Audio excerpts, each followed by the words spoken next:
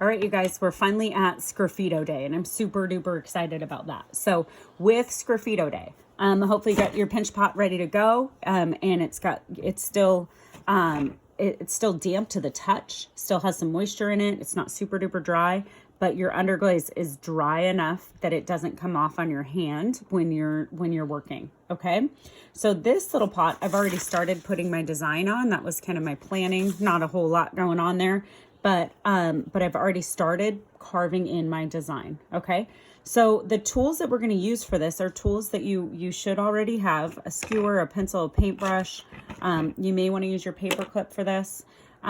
And if you have any other tools at home that you want to use, for those of you that are at home, go for it. Okay, so the skewer is really nice because this pointy end I can start carving with, and I can start to I can just kind of use lightly with my planning and my carving. Okay, and then I can go in and I can hold it at an angle, and I can make wider, thicker lines. The thing that makes Sgraffito successful is a plan, first off, and then also having variation in line. So if you notice on my triangles here, what I've done is some of them are white and some of them are dark, and then some of them are light and dark. So I'm going to keep going with that pattern, and that pattern is really is going to help give this some variance and some variety. Okay, so remember we learned about our elements of art, and line is one of them. So there's a lot of line in Sgraffito, and you're going to be using variation of line, hopefully. Look at this little fly. Oh my gosh. Okay. So your skewer. Now, when you're using your skewer, you can hold it at an angle to get a wider line as you're carving. Okay. You can also use this blunt end, and you can carve with it that way to peel back some of your clay. Okay. Also, pencils work great as well. Okay. So same idea. It leaves a little bit of lead behind, but that lead in the firing of the kiln will it'll go away. It fires away, and it's like not a worry. Okay. So pencil, skewer, you have your paper clip, and you also have your fork and your knife. Okay, so these are also tools you can use. Experiment, see what carves. We do know this fork, the back side of it, you could probably get, oh yeah, look at that. You can get a nice, clean, straight line with the back end of that fork as well, which I think I'm going to use right here for that.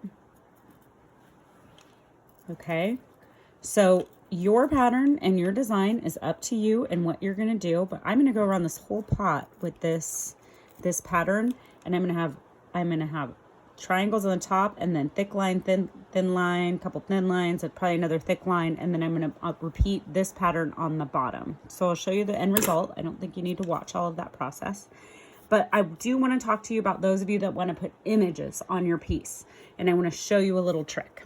Okay, so here's a pot that I've made, and what I envisioned on this was beetles. I really like beetles, and I wanted to put some images of beetles on there. So, and possibly flowers, I don't know. So what I did, I cheated a little bit, and you're welcome to do this. I used my phone or my Chromebook, you can use either one, and I put this over the screen, and I just traced the outlines of these guys because I wanted to make sure I was getting the anatomy right. So what I'm going to do now is I like this beetle. So I'm going to take this paper and this little guy, and I'm going to take my pot, and I'm going to lay this over the top. Okay. So I'm going to position the beetle where I want him, and that seems like a good spot to me on this side of this little pot. I picture planting maybe some baby succulents in my pot, just so you know. I do have a vision for its function. And so with this, now what I'm going to do with my pencil, it's not super duper sharp. It's kind of got a little bit of a rounded tip to it, so that I can probably use this beetle image again. But what I'm going to do now is I'm going to go over my lines, and I'm applying pressure, but not so much pressure that it's going through my paper. And if you're good at drawing something, you don't have to use this process. But some of us, I think, get a little bit nervous about, like for me, like I want to get the anatomy right. I want it to look symmetrical. So what I'm doing is I'm just tracing my beetle. His little leggy legs. And his body. Now I don't want the paper to move much, so I'm holding it with my thumb as I do this. Okay, I'm trying not to go through the paper because I want to use them on the other side of the pot. I'm going to have multiple beetles on here. And I do want you to address all sides of your pots, okay? Every side should have something, not just one side and not just one thing, okay? So now I've finished tracing them and I have a little bit of an outline on my pot. Hopefully you can see that. But now what I need to plan out is, okay, do I want the beetle to be what I see, or do I want the line, do I want the outline of the beetle to be what I see? So beetles typically are not white, they're kind of darker. So now I need to plan out where I'm going to be carving around my beetle. And I don't want the lines of the beetle to be white. I actually want those to be kind of red, and I want to keep him red. So I'm going to go around with my skewer very carefully, and I'm going to remove the clay, the underglaze around the beetle, using my paintbrush to, if you go swiping, sometimes it smears things. So I'm going to go around him very carefully.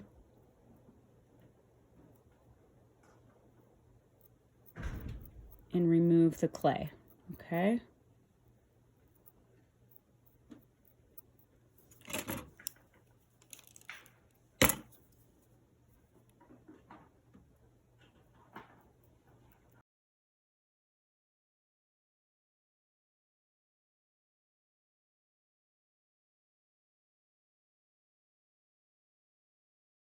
Noticed that while I was carving, I lost two of my little beetle's legs there. And so what I'm going to do is I'm going to put those back in. So I have a little bit of my underglaze that I squeezed right here.